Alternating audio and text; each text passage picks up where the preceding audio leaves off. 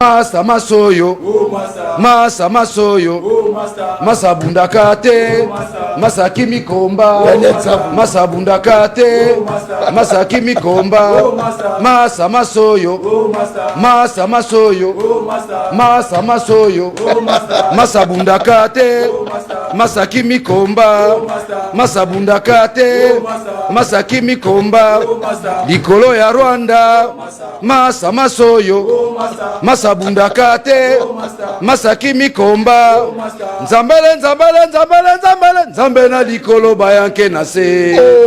Daniel Tsapou. Il Golobake, tous en a armé. Non, on a détruit l'armée. Alors, c'est là ça. Mais sur le plan diplomatique, est-ce que, au monité que non, le président s'est battu comme un seul homme? On a diplomatie à l'Okuta. Je te démontre la diplomatie à l'Okuta. C'est-à-dire qu'à chaque chose, résultat.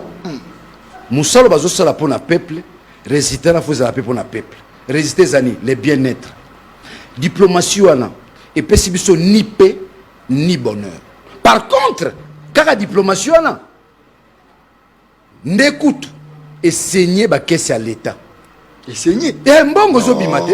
Na biso John, on calculer chaque voyage à chef de l'état son mbongo bima combien. Félix Azobima. Daniel Tsapou. Na biso ko Félix Azobima. Parce que d'ailleurs, tant que vous avez dépassement budgétaire, à la longue, il faut aussi Félix, il faut faire la part des choses. Attention que nous avons la moitié en Belgique, nous avons attention que nous sommes en Tabané, nous avons donc tous les voyages au chef de l'État effectués, une équipe sur des milliers de dollars et bimak. Au Rwanda, il y a des sanctions, honorable. Sanctions de Salini. Oh! Il y a apporté. Oh! Et puis si vous bonheur. Oh! Et puis si vous paix. Oh! Guerre et Sili. Ça c'est fort. Hein? Guerre et Sili. Oh! Parce que ces sanctions-là, efficacité dans les ici terrain que bien-être à peuple. C'est-à-dire que parce qu'il y a eu sanction, guerre et Sili. Parce qu'il y a eu sanction. D'ailleurs, je t'informe.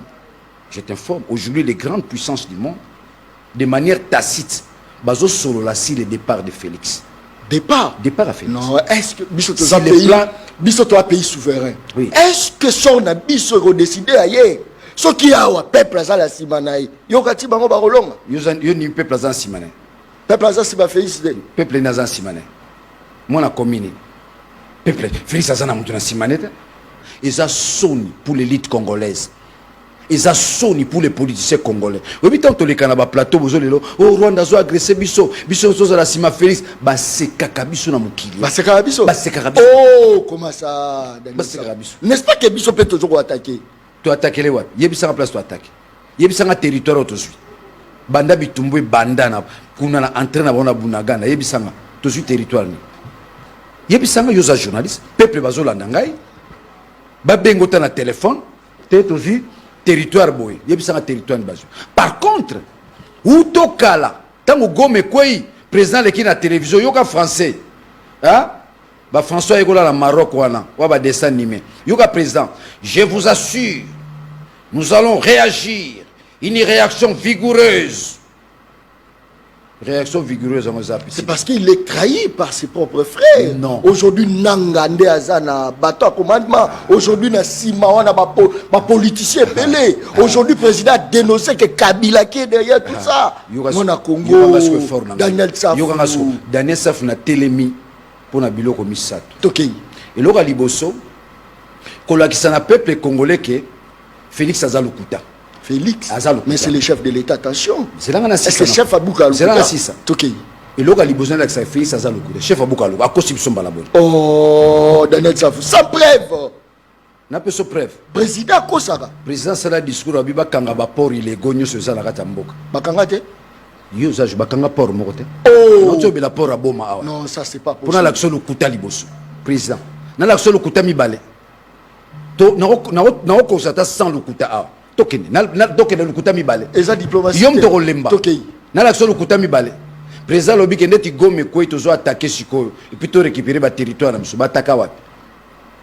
Bataka. Na l'action le kuta mi sato. Ba le kuta ze belé.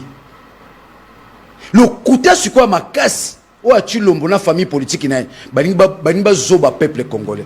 ote eza Rwanda Félix azolinga bongisa mboka eza Rwanda. Est-ce que oyebi lelo que Félix asengi bakutana Kabila na Uganda? Oui, Soubasement Félix est mot. Félix asengi abengi ba patin yefaka kutana ner Daniel Safou John Yoza na retardé ça sous ba patente ba komi ba interlocuteur ba komi ba partenaire non Daniel Safou kutu nazo informer ba sengi Félix a présenté l'esquisse na maloba la nyoso no sabananga.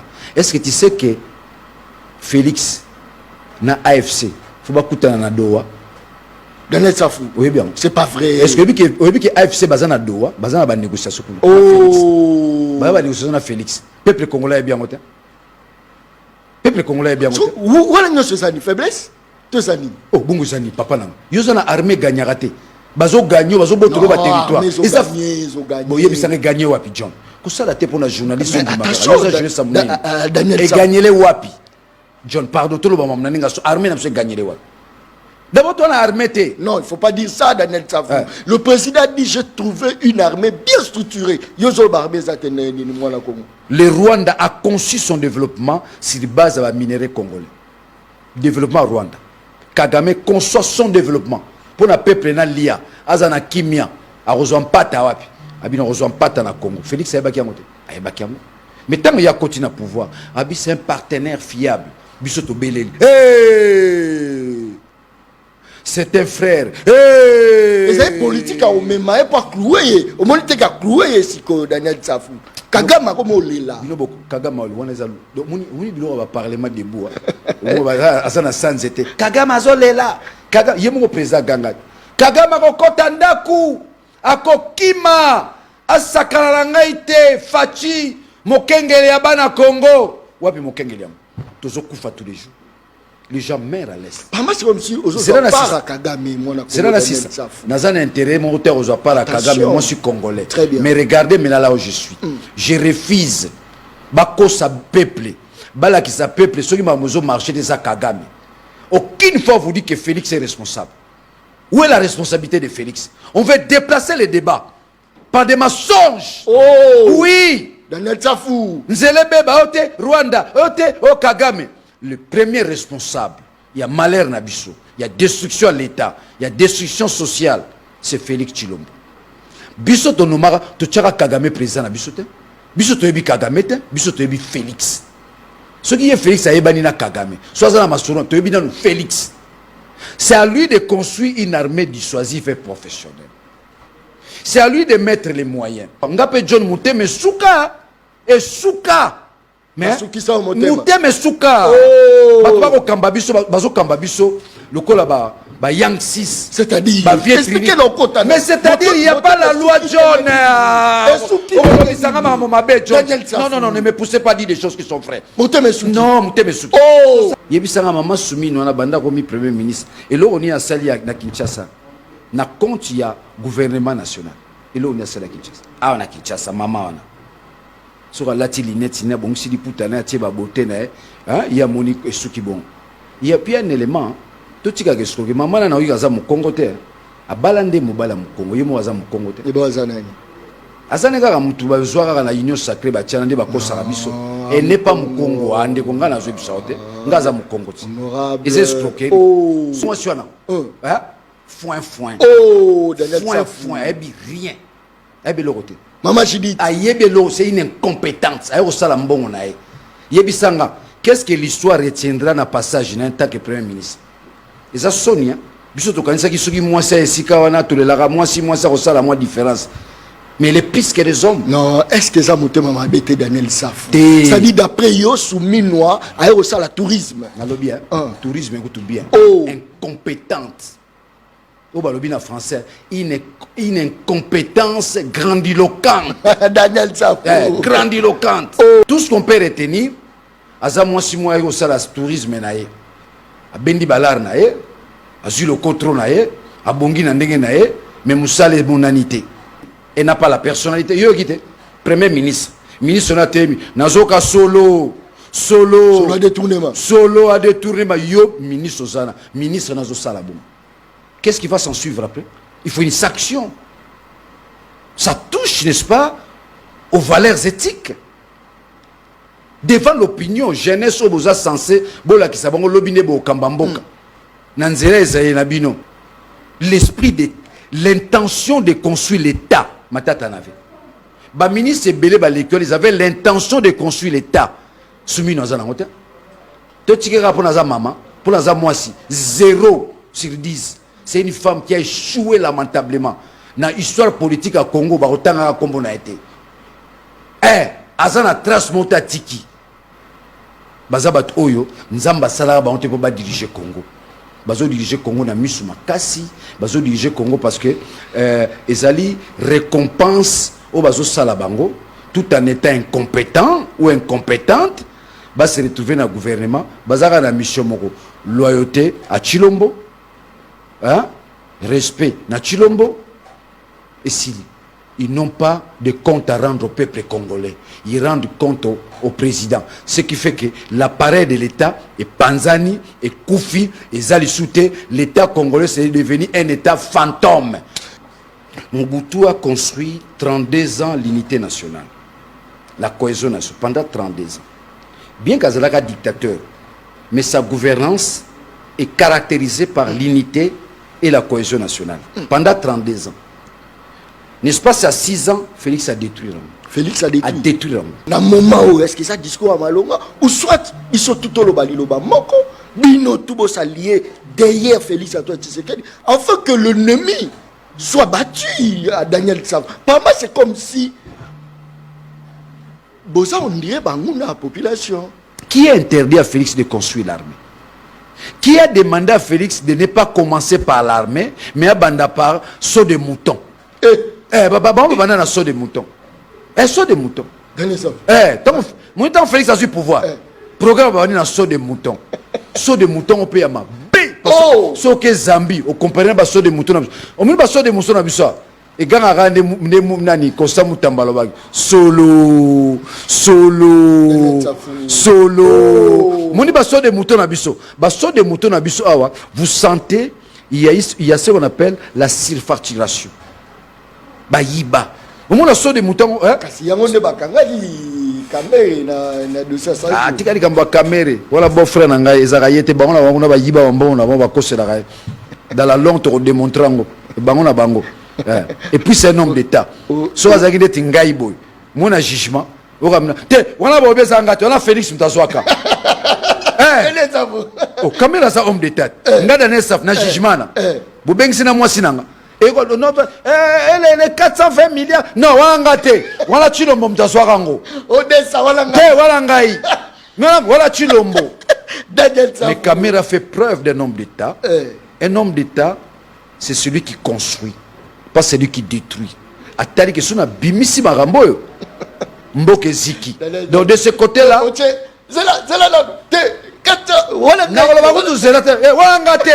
voilà Chilombo. Descendez ngai. Félix a échoué dans sa démarche à rediriger Congo. Mais pour le relaxer, chèque nae, Batunae, ses partisans, Bazoli a relaxé que Félix a échoué. T'es Rwanda, t'es Kagame, t'es guerre, t'es Félix, t'es. Dis-moi, mon colonie nous soyoka au nom de la responsabilité politique que Félix a reconnaître que non, mais ce que vous avez dit, t'es Rwanda, t'es Kagame, t'es rébellion. Les premiers responsables de l'échec au vivre, c'est Félix. Cet échec est traduit en une seule phrase. Non. Félix n'a pas construit l'État. Félix a détruit la cohésion nationale. Félix a détruit l'unité nationale. Par quoi? Par l'institutionnalisation du tribalisme. Moni nanga téléméli. Nanga téléméli, article 64. Et là, comme on dit, to téléméli, article 64. Mais il ne faut pas appuyer nanga. Pardon? Il ne faut pas appuyer nanga. Nanga qui est dans la position, ma belle. Ngai naza na opposition non armée. Très bien. Il y a une opposition armée. D'ailleurs, il y a des gens qui respecter Makassi. On respecte Makassi. Ah, Tika Boye. Président Koutal Nikoyoka était. Lukuta. Oh!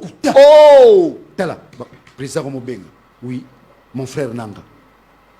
Azo senga bakutana. Président Azo senga bakutana. Oui, ah, balongo papate. Information no suyango. Nalo bien. O mona bango suba oleka na ba débat. Benga bata inyo sake ba na ba débat ya super. Ils n'ont plus un contenu.